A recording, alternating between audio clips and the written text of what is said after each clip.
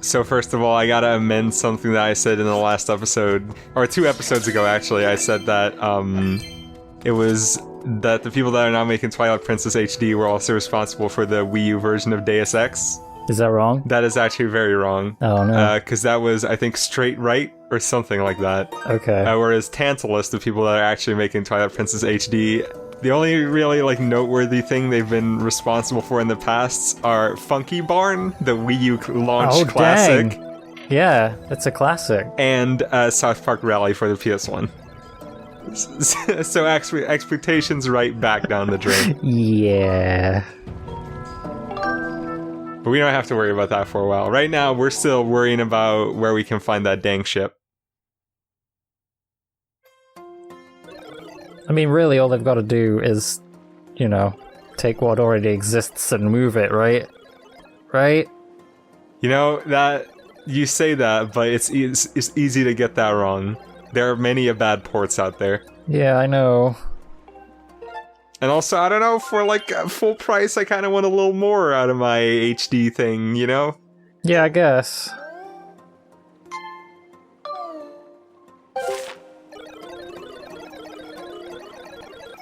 Oh well, we'll just have to wait and see.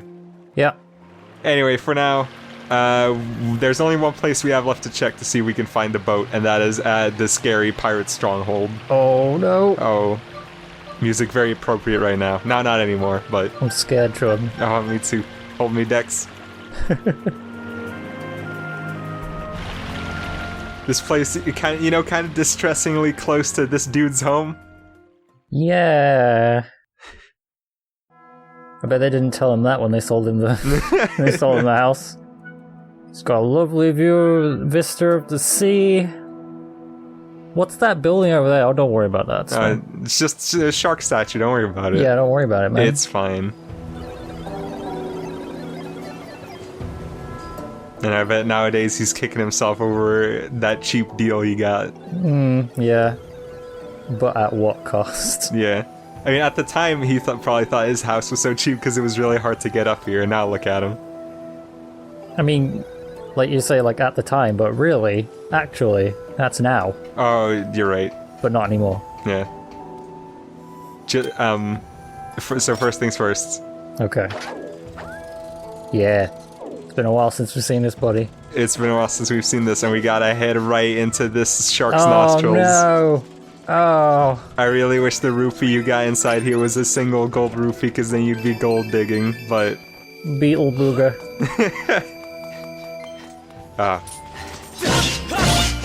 That's my joke for today, thank you. What? That's my joke for today, thank you. Okay. Earlier Skipper was saying, oh, I guess all the pirates are dead. You really made me feel better, Link. And it's like, I feel great now that I remember that all my friends are dead and my current aliveness is only a temporal anomaly.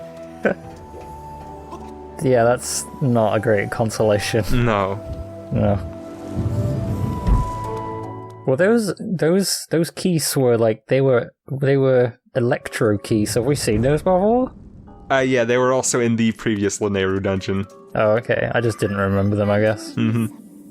So anyway, welcome to the dungeon for this area, the Pirate Stronghold. It has a little bit of an unceremonious introduction. Yeah, it just kind of happens, and you're like, what? We did go in through the back door, so I guess in a way it makes sense. Yeah.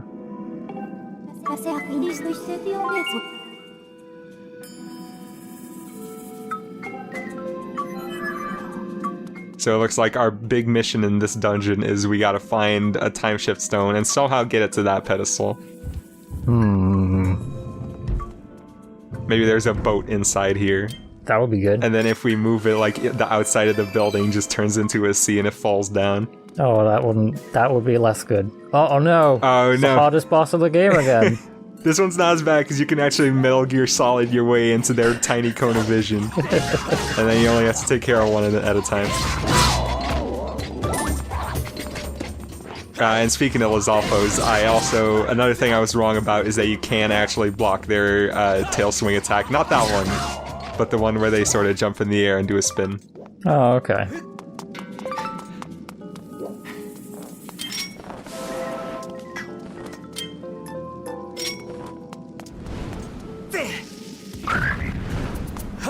Goodbye, Spoon. That guy didn't even, he was just looking at us like, hey. Hey man, what you got there? Is that for me? Do you need me to take your coat?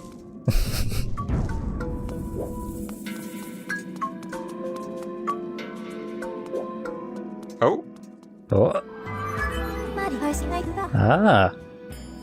That looks new yet familiar. I think we found the solution to the puzzle. Oh.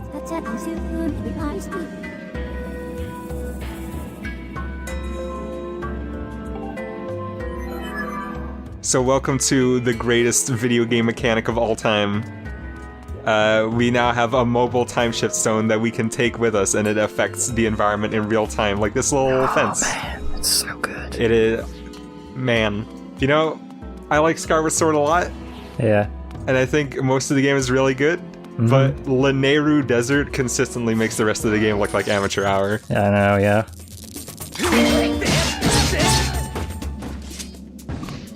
Anyway, it's time to apply some of the tools we have for a real professional and sneaky kill. Oh my god, no, you can't do that? That's rude. That's really rude. Happy birthday! What? I'm alive! Oh. Oh, nope. Sometimes... What? Nope. Nope, yeah. Yeah, that's more like That's it. better. Sometimes if they, like, get blasted out of the, like, time shift zone immediately, they'll... Like, if you get them back into it, they'll still be alive. Oh. Well, that's not so good. Yeah, but thankfully it didn't happen with that guy. So yeah, the big puzzly element of this dungeon is basically you have this mobile time shift stone with you, and in the present there's all these like barbed wire fences sort of blocking passageways. Yeah. But in the future there's like the electric fences, and you sort of have to manage to get this ball all the way back to that like the holder that we saw all the way at the start. Yeah. Oh. Ooh. I like this. Just drop the time shift stone to get this item. Is it... It's not an ancient flower in the context that we're picking it up? Oh, my head. Oh. Oh. Unless even back then it was an ancient flower. Maybe. I mean, if we picked it up now, it would just be like... Dust. Yeah, ancient dust. Yeah. This is pretty cool, too. This whole area is just great. Like, usually when I think about why I like Skyward Sword, it's like the Lanayru does it. Because they introduced the time shift mechanic right at the start, and then every time you get back here, they just mix it up a little bit. Yeah. It's so smart and well done. I love it. Yeah. And also, like, I won't say too much, but the end of this game, man. Oh man, the end of this game. Not even sure if I know what you're talking about right now. Just in general, just the end of the game. Oh, just this, like, the back half. Yeah. Yeah. I agree with that. I like that they make this wall by just sort of chunking two of those platforms against each other. Yeah. Well, use what you got. Yeah. Maybe those are from two different time periods. Could be. And that's just how much we're meddling by using these time shift stones. Careful not to step on any butterfly's leg. Oh no. Oh.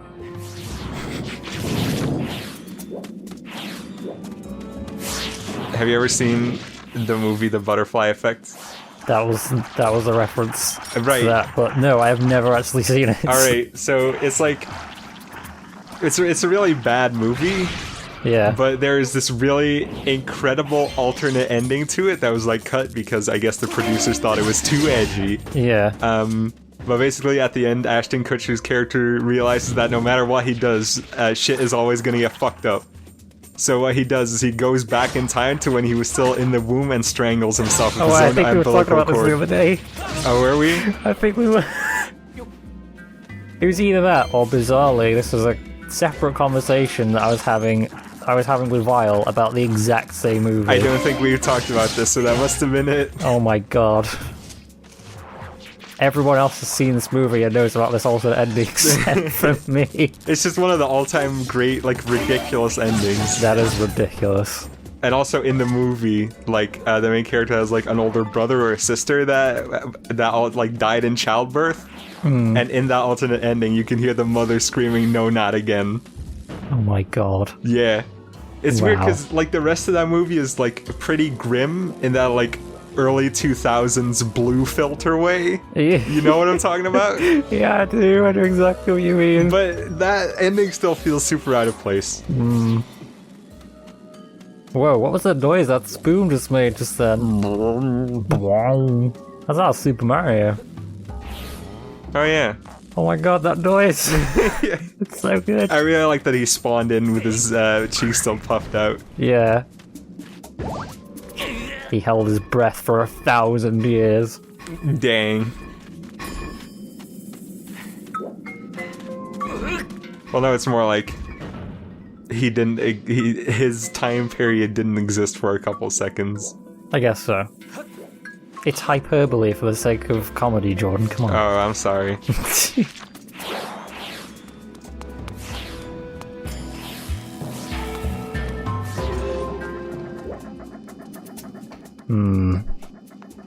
Oh, I got lucky on that one.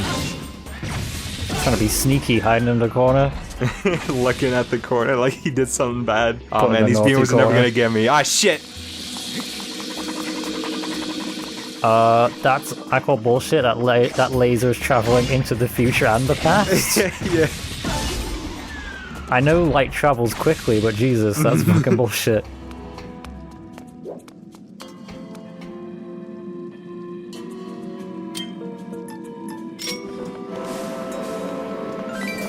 Actually, doesn't light travel like 1,000? I don't know. I don't know. I know. Like light speed is really, really ridiculously fast, but But I don't think it wouldn't work in that context anyway, because it would be gone in exactly. the past. That's what I'm saying. That's Alright. what I'm saying, man. That's what I'm saying. It's bullshit. Fuck this game. God damn it, Nintendo. Pull the wool over my eyes the last time.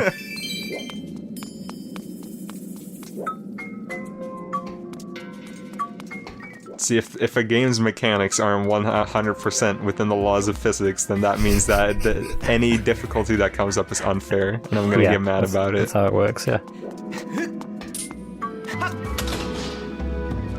Man, I spent like so long trying to figure out that puzzle. This one's pretty tricky. Figure it out. I was like, I can't bring it around, but then... and it ended up just being like, you just gotta put it up against the adjacent wall. That's just one of those puzzles where it's like you wrongly assume one tiny bit of information, and then immediately everything goes wrong. Yeah, you overthink it, basically. Ah. What? Well, that solves that problem. Well, no, because we still gotta get out of here. Oh, god damn And it. the only way to do that is to get rid of these dudes. This encounter with them is really weird because usually when you've gotten rid of one of their crystals... okay. Oh, if dang. you say so. Usually if you've gotten rid of one of their crystals, they start doing really big leaps. But this one doesn't. Yeah, for whatever reason, these two only do big leaps towards the time shift stone itself. Yeah. Anyway, that was kind of a poor performance. Let's see if I can make up for that. Alright, okay. No, Okay, yeah, got it? Yep. Nice. Alright. Much better. I mean, didn't take off great, but I stuck the landing. Yeah. I always had trouble with the stabbing motion for whatever reason. I just could never quite get it to work right away. I usually don't have trouble with it, but every once in a while, you know. You know what, at this point you're working with like a few years old motion control technology, so Yeah. it ain't perfect. But it's still pretty good. It's still pretty good, it's fun. And it's unique. So I guess that... It's a pretty anticlimactic dungeon, I tell you that much. Yeah, it's not very long either. Yeah, it's kind of short. But then I guess we've already been through like 2 pretty dungeony areas right before this. So I think by that definition it's fair. Yeah. Unfortunately, once again, we didn't find the ship. Oh yeah. Dang, where is that ship? Gotta be around here somewhere. Well, I don't see the ship, but I do see someone else. All you see is hot deals. Hot deals. Get him. Get a 2-for-1, just like on that Ormos. This is one of the most sneaky goddess cubes in the game. They show it to you in like the cutscene when you first arrive, but otherwise you just kind of have to like know to turn around right there. Yeah.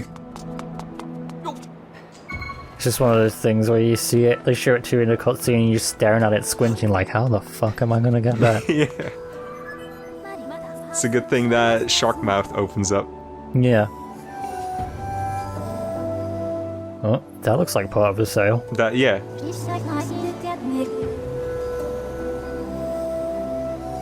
Heyo. Well, it's a real shame that it's caught underneath the sand then.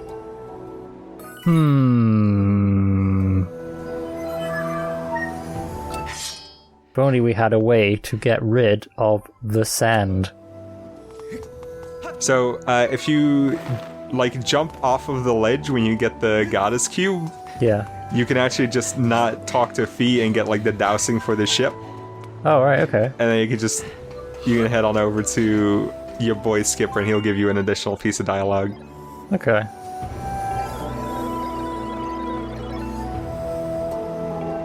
He basically just says, hey dumbass, you missed something. But yeah, this part can, up until like when I was recording this part confused me, because it's like you see the ship stuck in the sand.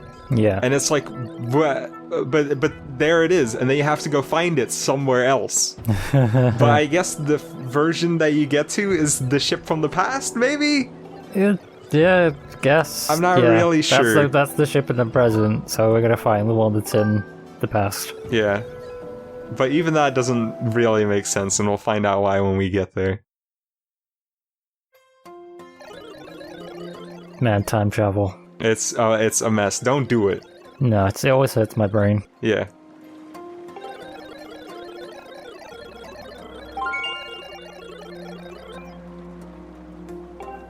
I mean, 12 monkeys couldn't even figure it out. I'm just one. What do I know about time travel? So now we can douse for the ship, and unfortunately, it's right on top of this ledge. No, not really. Actually, it's all the way over there-ish. Oh, okay. Nice. Yep. I don't have time to sail through all those rocks again on camera. Yeah, it's annoying. No one wants to see that twice. Oh, I think we found it. Oh, yeah, there it is. What the? Yeah, it was kind of hard to miss. Yeah, it's pretty big. So trying to, like, operating the cannon and doing dousing and moving the ship around at the same time is kind of hard to do. Yeah, I think this is kind of where my contention with dousing comes from, honestly.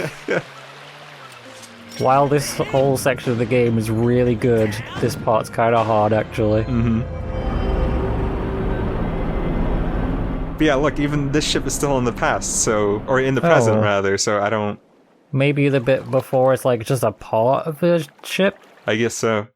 That just kind of blew off. And then they had to build the mast, yeah, maybe. Yeah. Oh, I hear the dungeon music. I think we're going to the real dungeon. Oh.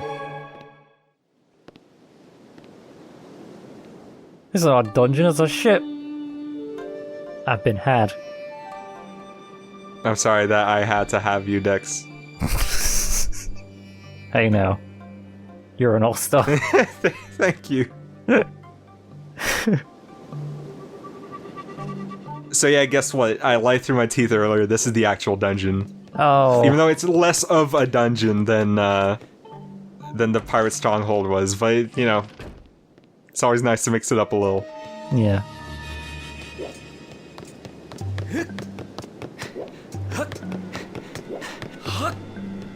As with like the rest of the game, this is a great This is a great dungeon. Yeah. This is probably the best dungeon in the game. Mm-hmm. You can make an argument that the cistern was better, but I personally think this one's the coolest. Yeah. Oh man, what are you gonna draw? I'm gonna draw a rupee. Okay. I'm gonna do it. Yeah. Oh. You almost had it. Yeah. Points for trying. Yeah.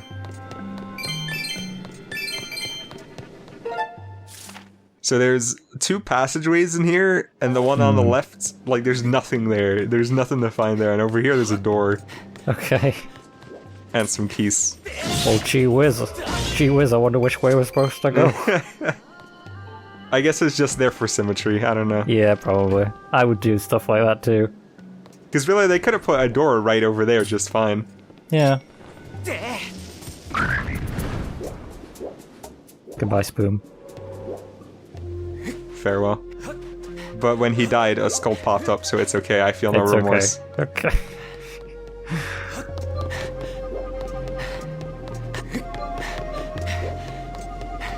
I want to point out, by the way, that we're not really given any direction when we first enter this dungeon.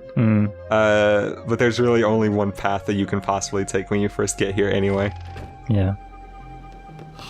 Oh, jeez, that's a lot of guys. You need to call pest control. I guess that's us. Damn. Oh yeah, I mean, we're getting paid for it even. Yeah, how about that? It was worth it in the end. Yeah. I mean, except for when they drop jelly blobs, because we actually don't need any more of those. We have enough jelly blobs to last us for the rest of the game. Yeah, you can probably go the rest of the game without picking up any more jelly blobs. I also, on the old save, I had something like, I don't know, maybe 16 of the, like, 9-shaped relics left. Yeah. And then on this new one, I have, like, 40. Oh my god.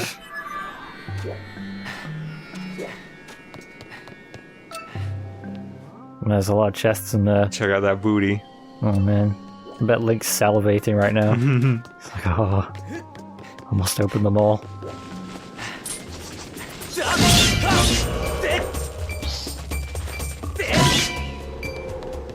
We'll get him one day.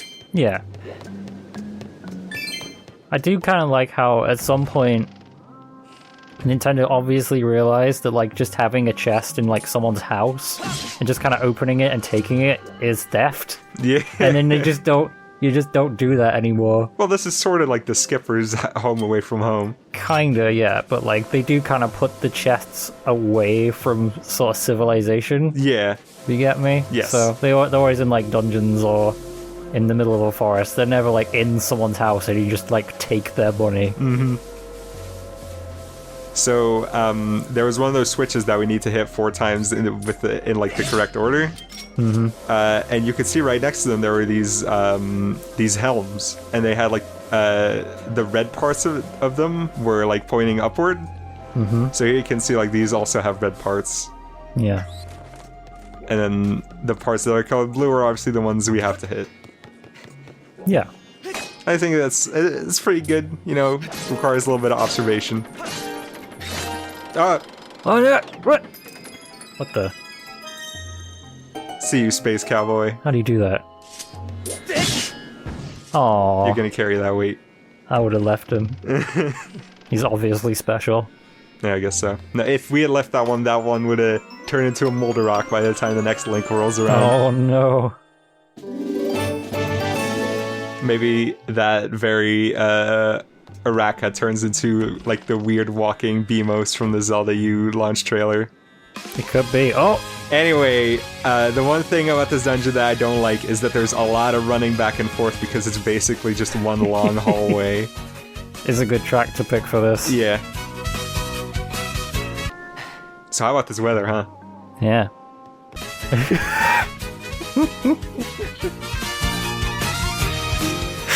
There's something about putting Mario Kart 8 music over sped up footage that just feels right. Mm-hmm. I don't know what it is. It's just, it's the instrumentation that makes it, like, Yeah. Good old jazz orchestras. Gotta love them. What? Who's that? I don't know. Oh my goodness. He's looking awfully skinny. Yeah.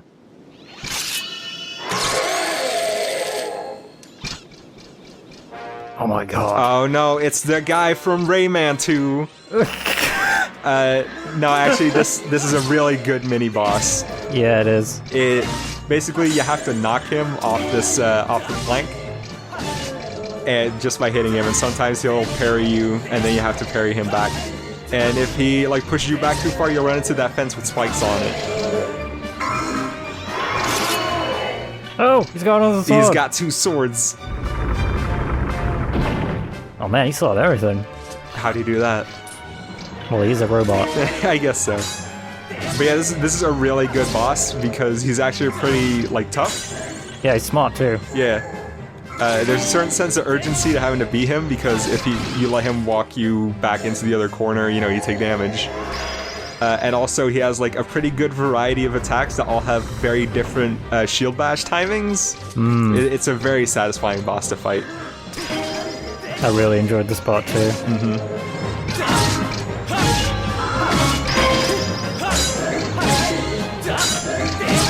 That attack that he just did, where he did the wind up with his hook for a really long time, you can't attack him out of that one. If you try, he'll hit you. Shiver me timbers.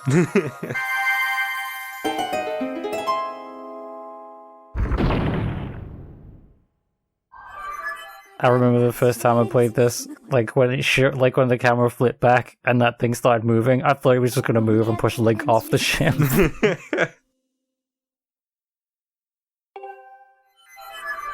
That is kind of sad. Yeah, it is.